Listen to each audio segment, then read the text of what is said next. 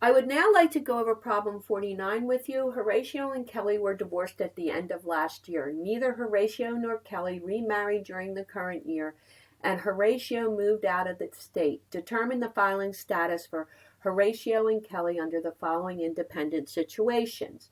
Horatio and Kelly did not have any children and neither reported any dependents in the current year, so they would both file single. In B, Horatio and Kelly had one child who turned 10 years of age in the current year and lived with Kelly for the entire year. So in this case, Horatio would file single and Kelly would file head of household because she maintained the house for a qualifying child in the current year. In C, assume the same facts as in Part B, but Kelly allowed Horatio to claim Amy as a dependent under the divorce decree, even though Amy did not reside with Horatio at all during the year.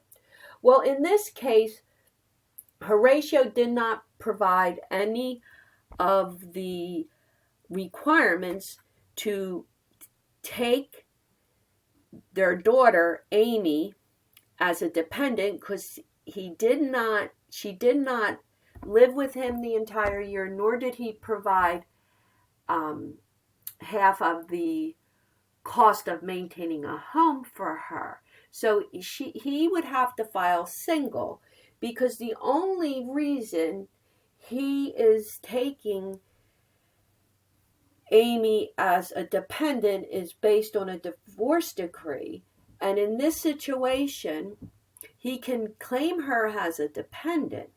However, Kelly has to sign Form 8332 so Horatio could take Amy as the dependent because Kelly is the main provider for the dependent child. So he cannot take head of household. He is single with the ability to take Amy as a dependent. But Kelly gets the head of household because she did provide half of the support for the dependent child. In D, assume the same facts except that during the current year, Madison, 17-year-old friend of the family, lived with Kelly for the entire year and was fully supported by Kelly.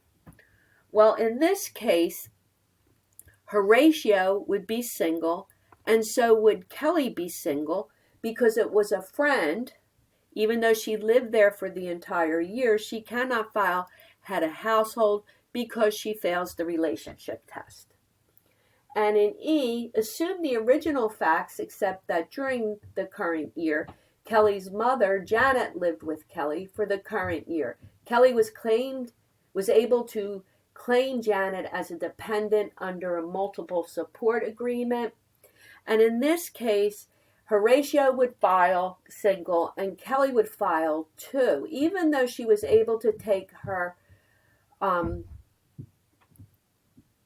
Janet, her mother, as a dependent under a multiple support agreement. She cannot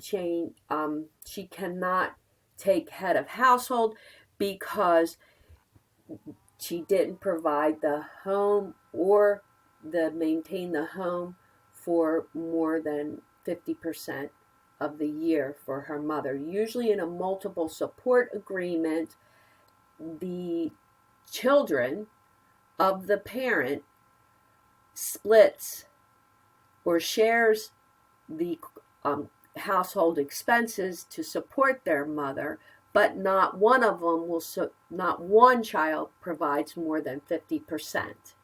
So that's an example with 3 children. One could do 40 and the other could do 30 and 30.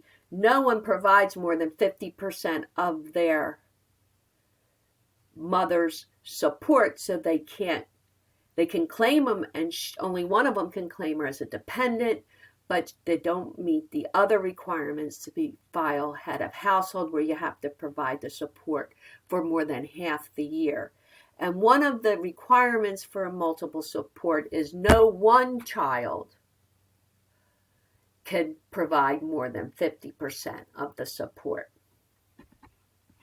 You don't really run into multiple support agreements on a regular basis, but keep this in the back of your mind in case you do.